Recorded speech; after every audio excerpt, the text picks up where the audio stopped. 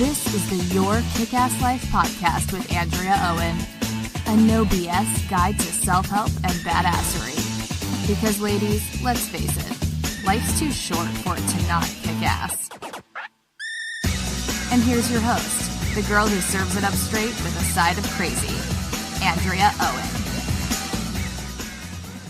This is the Your Kick-Ass Life podcast, episode number 72. All links and resources you hear in this podcast can be found by going to yourkickasslife.com/72.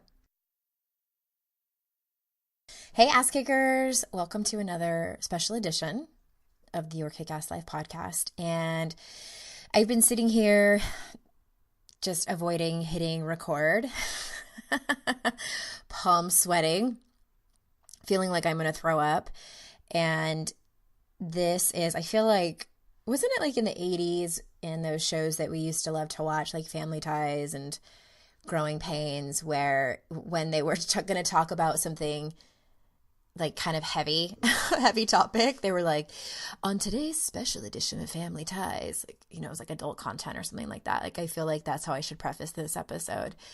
And this is an episode that I wanted to write as a blog post and a podcast episode. And if you don't know already, if you're a subscriber to my podcast, anytime I do a solo podcast, not all of them, I just started doing this maybe a couple months ago, but they are written out pretty much in their entirety on my blog. And so if you wanted to share it that way, if you wanted to go back and read it, you're more than welcome to do that. On my podcast, I tend to kind of like go off on extra tangents, so you have that advantage. And normally I have like a space in this podcast where I tell you something funny that's going on in my life, and I probably do have some funny things to tell you, but I'm kind of like don't really feel like getting into it right now. So I think I'm just going to kind of jump in and start telling the story. And I feel like, you know, it's interesting. Every time I come out, I think the last time that I came out with something big and told my story was when I had been sober for a year. So it was 2012. And I came out with my story, and I didn't do a podcast episode about it. I just wrote it.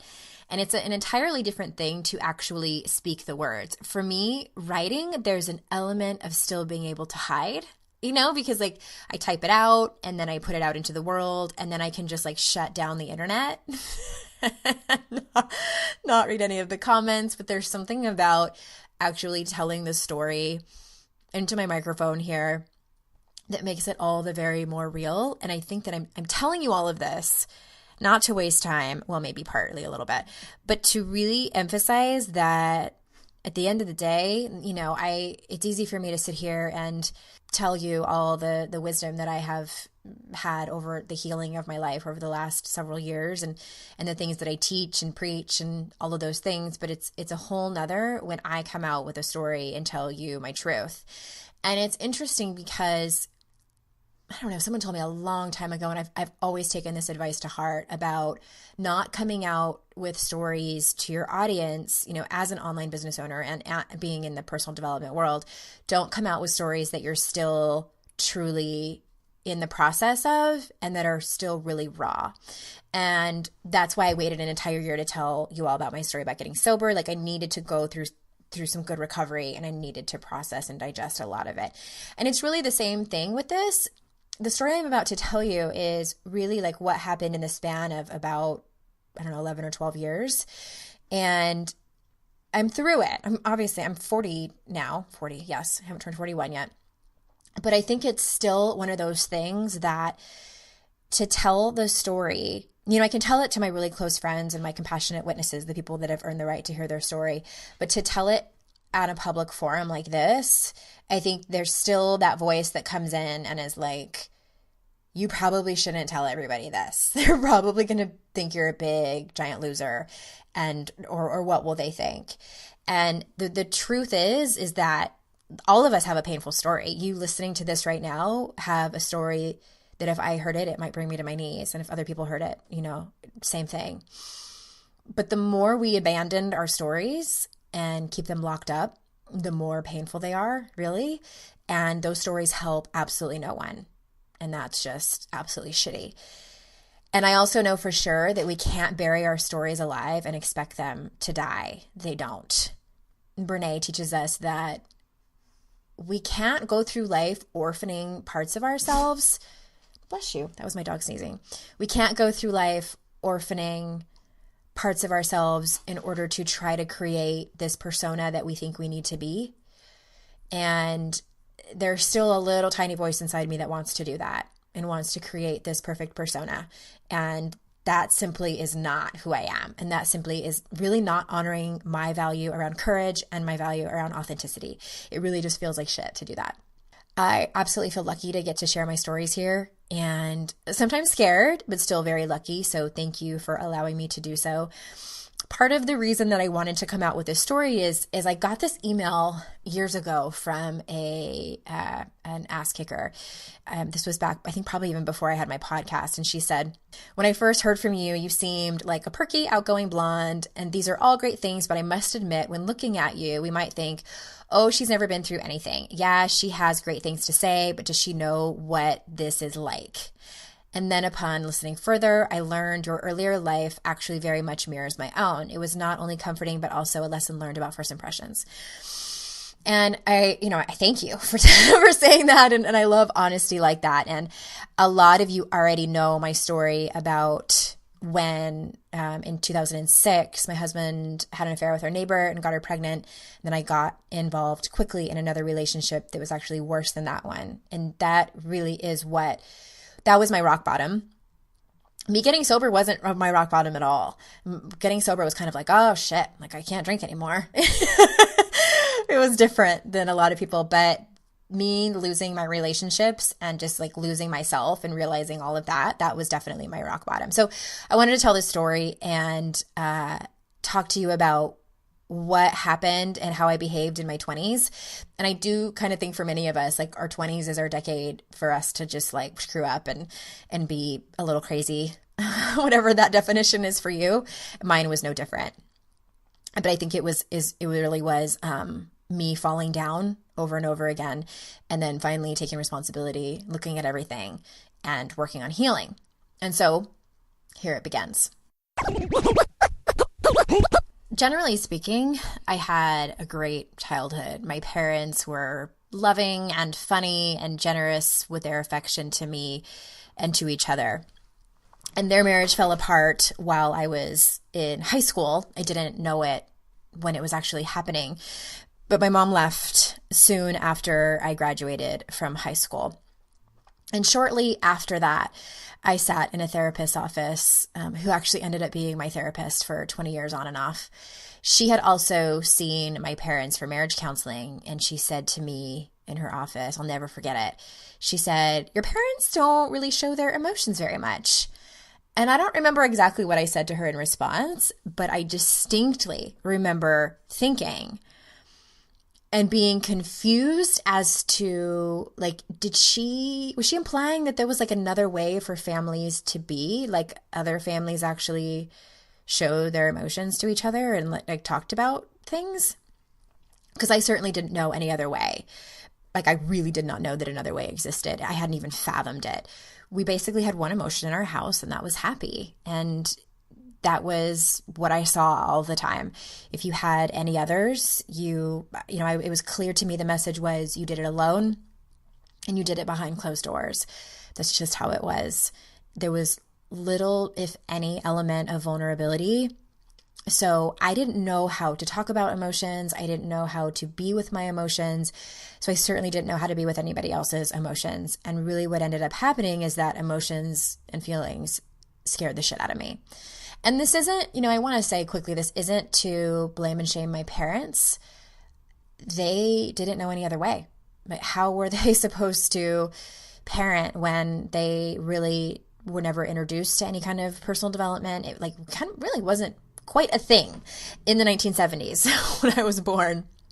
So I don't blame them absolutely at all. And I've actually had conversations with my parents about this and how I parent differently now, and it's all good. But I'd heard people, growing up, like I'd heard people talking about dealing with quote unquote feelings and emotions. And I wasn't sure what that was. To me, dealing with feelings meant the goal was to get over them. Like that was the end goal, and to just get past them. So I made up that I needed to be stronger. I needed to buck up. I needed to soldier on. I needed to lock and load. I was like a hoarder of feelings.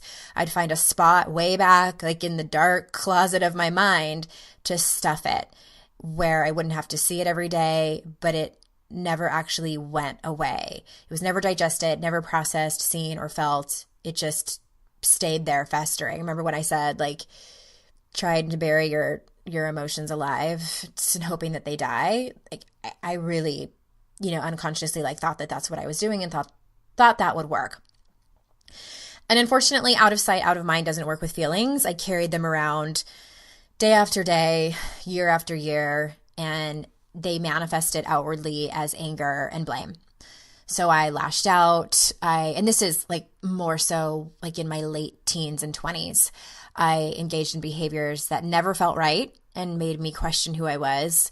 And the biggest thing I did over the course of all those years, like the underlying theme, was that I hid. I was hiding from everything and from everyone. I was hiding from the world, really. Because to me, it was like, if the world saw who I really was, translation, if the world saw that I actually had feelings and fears and shame and all of those things, then no one would I would be rejected. Like that's really like underneath it all what I was feeling. I was terrified to be seen, but yet it was the very thing that I wanted so badly. So it was like this horrible dichotomy.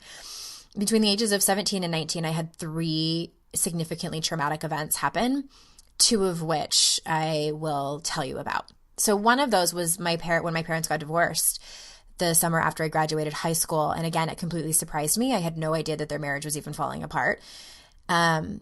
I have half siblings from both of my parents were married previously, and they are older than I was, and they were long out of the house. They were out of the house by the time I was in kindergarten, all of them. And I was close with my sister, but one out of my 4 half siblings, but she's 12 years my senior. I adore her. My father was her stepfather.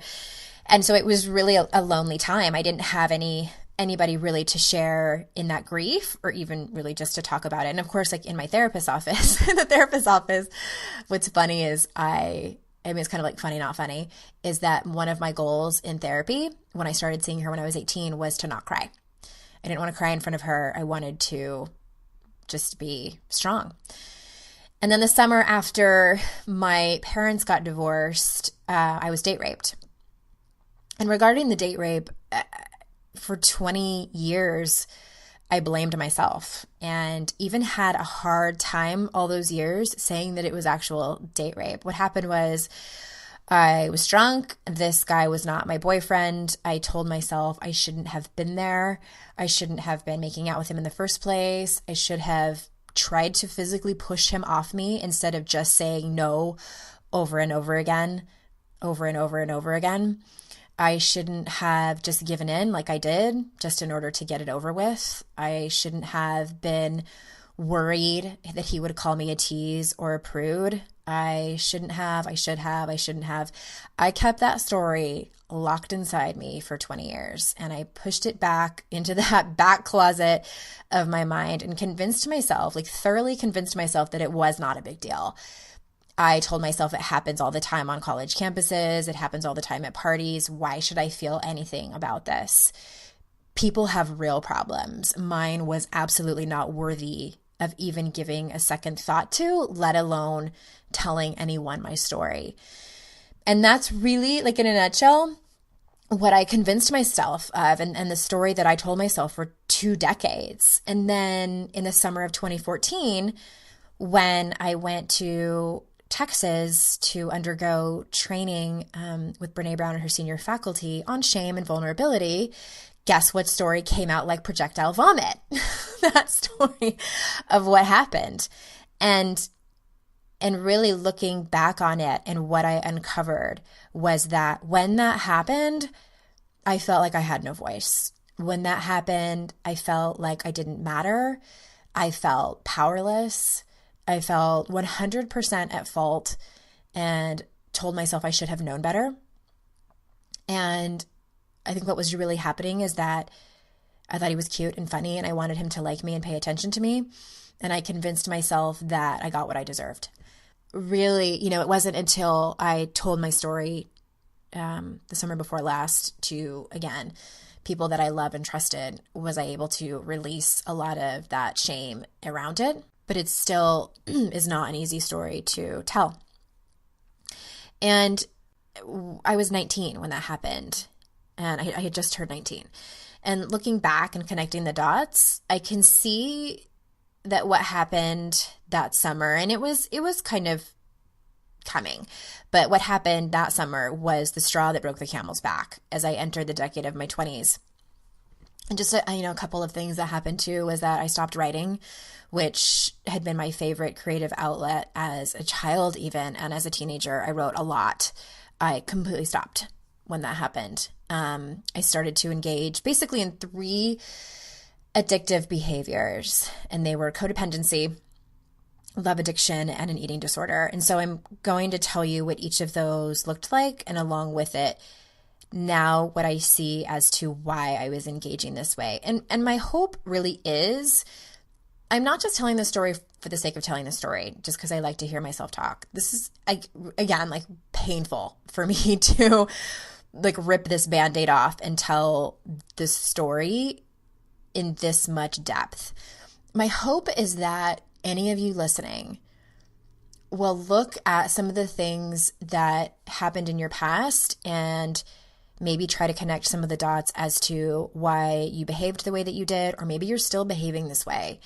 And I want, before I start telling you the way that I used to be, this is not for you to say oh my God, I act this way, and then have your inner critic come in and beat yourself up. And I think awareness is such a huge key factor here, and there might be a little bit of an element of, oh shit. But I invite you to really practice self-compassion. And for me, I hadn't learned that yet. When I started to come out of all of this and realize how I had been behaving, I had so much shame around that. And I was just so, I could not believe that I had behaved that way. And when I was in it, I knew it too. But when I really started to become conscious of my, into my personal development journey, it was just simply painful for me to look at. And so I had to do real work around that, around being compassionate to the girl that I was in my 20s, because I was definitely lost. I was so incredibly lost. So that being said, let's start with codependence. For me, codependence manifested mostly as control. I wanted everyone to behave like I wanted them to. I believed with all of my heart and soul that if that could happen, that would solve all of my problems, and theirs too. So it was a bonus for them. Melody Beattie, who is she's kind of the godmother in the recovery of codependence, describes codependence as one who has let another person's behavior affect him or her, and who is obsessed with controlling that person's behavior. For me, I stayed in a relationship with someone that I had outgrown around the time I was 18. This is my former husband. We started dating when I was 17. He was not interested, and I'm not making him wrong for this. He just simply was not interested in settling down. My God, he was 19 and 20 himself. He wasn't interested in settling down and being in a serious monogamous adult relationship. But at the same time, he wasn't ready to let me go. So it made for an interesting time together. I became obsessed with changing him and fixing him and fixing us, although I was not interested in fixing me. I read somewhere that codependency is a way to get your needs met that doesn't ever get your needs met. And I did this essentially for 13 years in my relationship with him. I didn't trust my own feelings or intuition. I micromanaged like it was my job. I people pleased. I felt insecure and guilty when people gave me things or complimented me. I wholeheartedly believed other people were responsible for me and my happiness as well. And at the same time, I felt like they were making me crazy. I was angry most of the time. I felt victimized and unappreciated for all of my efforts in trying to fix everyone. And compliments and appreciation and praise were the things I wanted desperately. But when I got them, I rejected them because I felt unworthy of it. And it was the same with intimacy. It was something I deeply craved, but at the same time, I was terrified of it. And I really didn't know what it looked like or felt like. And I thought that I had it, but it was really a desperate, false sort of intimacy. I was constantly afraid of making mistakes. Perfectionism was my middle name. I had some violent temper outbursts, and I had also lost faith in God. It was a dark time, and I kept it all very, very hidden, just how much I was suffering. My eating disorder was something I went back and forth with, and for a long time, I would never have admitted that I had an eating disorder because of what we saw in the media was definitely not what I was engaging in. What I found out later is that I had something called eating disorder not otherwise specified, also known as EDNOS. I've written about that long time ago on my blog. But it started with poor body image around the age of 11. I wrote in my Hello Kitty diary, which I still have to this day. I wrote in there that I thought I was fat. I was 11, so I assume that was around the time I just started to go through puberty. And in my diary, I also wrote that I had told my mom that I thought I was fat, and I said in my diary, and she just told me I was average. And that was pretty much the extent of the conversation that my mother and I had around that. When I was 18, a modeling photographer told me I needed to lose 10 pounds if I ever wanted to be even considered modeling. And I was between a size 1 and a size 3. I was 26 when I decided, it was the first time I actually decided to take action and lose weight. I had gained a little bit of weight from my natural size, not very much, but just enough to overhear my boyfriend's friend say quietly, he didn't know that I could hear him, Andrea's ass is getting big. And that made the decision for me. And I was like, okay, I'll just lose 10 pounds easily. And I restricted calories. I exercised way too much. And I also purged. And then when I lost those 10 pounds, it was so easy that I decided to lose 10 more. And at that time, I think I was around 25 or 26. And I was probably at the height of my codependency as well. And I was running on empty, emotionally, mentally, physically. And eventually, I slowly gained that weight back and stopped those behaviors for a couple of years. But for me, when my life was in big turmoil, and mostly like when my relationship was in really big turmoil, my eating disorder came to the forefront of my life. I felt like it was the only thing that I could control because I could not control him as much as I tried. But food and exercise and my weight and the size of my jeans was something that I could. And then there was love addiction. And I think that love addiction is one of those things that, I don't know, not a lot of people talk about that. And what's funny, again, kind of like a funny, not funny, when the relationship that I was in after my husband, he went to rehab and I went with him. If anyone's ever had someone in an inpatient treatment center, they have like family week, or sometimes it's a weekend, or they do something where they invite families and loved ones to have like group therapy and do exercises and things like that.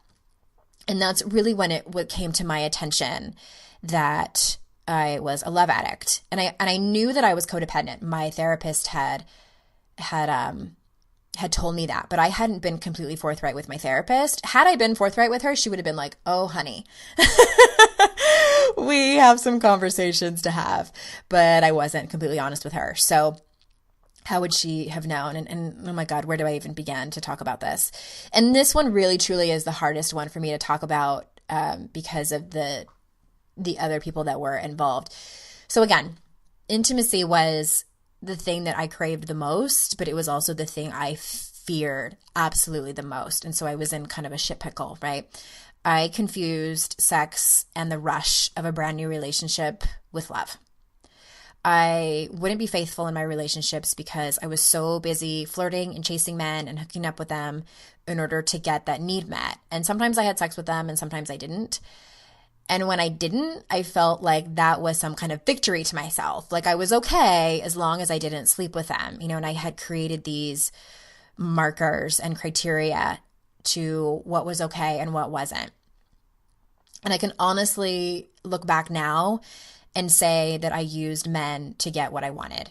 And what I wanted was validation, love, and connection. And the kind of crazy thing was that I wasn't getting any of that, but I thought that I was. And I would feel good for a little while, and then the guilt and shame, oh my God, the shame, would come flooding in the next morning, and I'd feel terrible about myself as a human being. So what would I do? I'd search for a new guy to chew up and spit out. And I left a trail of destruction in my love addiction, mostly with myself. My identity at that time was absolutely wrapped up in my appearance. So the more attention I got from men, the better I felt, or the better I thought I felt. And some of the time I didn't even like them. It didn't really matter. It was the chase. It was the rush. I would walk into a club. I mean, this was going on like in my early 20s. So I'd walk into a club and scan the crowd for someone attractive, and the game began, and the cycle just kept starting over and over. And I look back now on the girl that I was during all those years, and my heart breaks. I was such a mess inside, and I hated who I'd become. I absolutely hated who I'd become. And there were times where I didn't even want to look at myself in the mirror. I was so ashamed. I didn't even know who I was. I felt like a shell of myself, because to actually look at my behaviors, the feelings around that, and to be with it all was entirely too much to bear. I couldn't even fathom it. So I blamed everyone else. I blamed my parents. I especially blamed my boyfriend and tried to change him, never trying to change my behaviors or even look at them. Because if they would act right, I could stop. If they could change, I would feel better. If my boyfriend treated me better, then I wouldn't have to do this. And at the same time, vulnerability was such a foreign concept. There was probably a point in my life where I would rather die than be vulnerable. And vulnerability was the exact thing that I actually needed. I was thrust into vulnerability really unwillingly when my husband left me it was 2006. It was the beginning of 2006. And at that point, I had no choice but to look at myself and my behaviors and start to break the walls down that I had created. And trust me, those walls were strong and those walls were high, and I did not want them to come down. But when my life fell apart, I picked myself up and started my conscious journey. I hadn't ever truly taken care of myself, and people kept telling me I needed to take care of myself. And I mean, not mentally, physically, emotionally, financially, had I ever truly been there for me. And what I realized is that I had no idea what that meant to love myself, to even be with myself. I was fucking terrified. I was so scared. I didn't know who I was. I didn't know what I stood for. I didn't know what I wanted. I didn't know any of it. I felt like before that I had just existed and existed in this life of these automatic behaviors that were so incredibly painful, but I knew no other way of being. So I just continued that way. And when everything was falling apart, I also didn't realize how tired I had become of people telling me I was strong. And I knew that they meant well. And I knew that everyone was probably so uncomfortable themselves with my situation and not knowing what to say. But what I really wanted, and this goes back to vulnerability and really empathy, was that I wanted for someone to say, hey, things are a mess and you're probably feeling like shit, and it's okay if you're falling apart. Just fall apart and I'll be here to pick up the pieces with you if that's what you want. And again, it's not anyone's fault that they didn't know, because I made it my first priority to make people think I was okay and that I was strong. I guess I did a pretty good job. But the price of that was keeping myself hidden, was keeping myself small, was buying into the beliefs that I wasn't worthy of being anything more than a hot mess. So it took lots of therapy, coaching, a few 12-step programs, several failed relationships and friendships. It took some hard conversations with my parents. It took me getting sober. It took me learning to set boundaries, and learning how to be in a healthy relationship and have healthy adult conversations. And two of the hardest things in all of that I have had to learn as I came out of that decade and as I healed was learning to feel my feelings as they are and surrendering to them and surrendering to life and letting life unfold as it does. I mean, those were really the two things that were really, I don't know if I want to use the word solution, but really it has been like those are the main things, because I like to hold on. I like to be in charge of what's happening in my life. I like to know how it's going to turn out. And I especially like it to go my way. But shit, that's not how life works. Like ever. I've fought the good fight though. I definitely have fought the good fight. And the whole like feeling feelings. There are still times that I want to just check out when I tell myself I can't deal with this. And the truth is, yes, I can. I can deal with it without hiding at the bottom of a bottle of wine. I can deal with it without distracting myself by chasing down a new relationship. And it's hard, and I cry, and I get angry and frustrated and scared, and that is life. That's life. That's what it looks like. And the upside is that I can tell you that happiness and joy is unlike it's ever been. I feel joy deep down in my bones and in my cells. And that can also be really, really scary sometimes. But I feel happy and grateful most of the time in my life. And for me, I know I needed to like go through the weeds and the muck and all that shit to get here. I wouldn't trade it for anything ever. If you have my book, you might see in the acknowledgments that the very end of my acknowledgments, I thanked my ex-husband and told him that he was the catalyst for this. And, you know, he didn't help me. I don't even talk to him, but he didn't help me go through all this recovery. But that happening to me was really, it served a purpose and kind of cannonballed me into living a conscious life and going after what I think that I was really meant to do on this earth. And that is be of service on a larger scale for people that have gone through a path that is similar to mine. They might be different circumstances, but similar behaviors in that hiding and not connecting with other people and not talking about like what's really going on in our fears and all of those things. Like when that's happening, that's lonely and that feels like shit. And I don't want that for you guys. And I guess I want to reiterate that I know how that feels. And if you're going through that right now, I'm sorry, and that sucks. And there is another way. And I wish I could wrap up an answer for you, like really pretty in a bow. But really what it goes back to is learning how to feel your feelings as they are and surrendering to life as it comes. And so I hope that you have, one of the biggest things that I've learned through all of this is having that special someone. And if you have more than one special someone's, and no, I'm not talking about like lots and lots of boyfriends or girlfriends, intimate partners, but that's your thing, whatever. But that compassionate witness, the person that you can turn to and tell them you are extremely scared about something, or that you want to be vulnerable, but you are so scared of what people will think of you. Like all of these things that we're the things that we are so afraid to have the world perceive us as, and that's shame is what it is.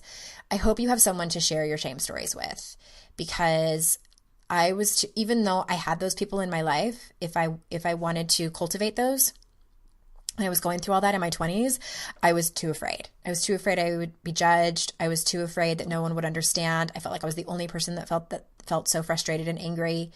I felt like it was other people's responsibility just to make things better. So I hope you have that person that you can turn to and tell your stories to. And with that, I am going to sign off. I hope that this was helpful for some of you. And please feel free to share this in your communities, and please be gentle with yourselves out there. It's a tough world, but it's not so tough that you can't handle it, because you can. And until next time, I will see you out in cyberspace. Bye-bye.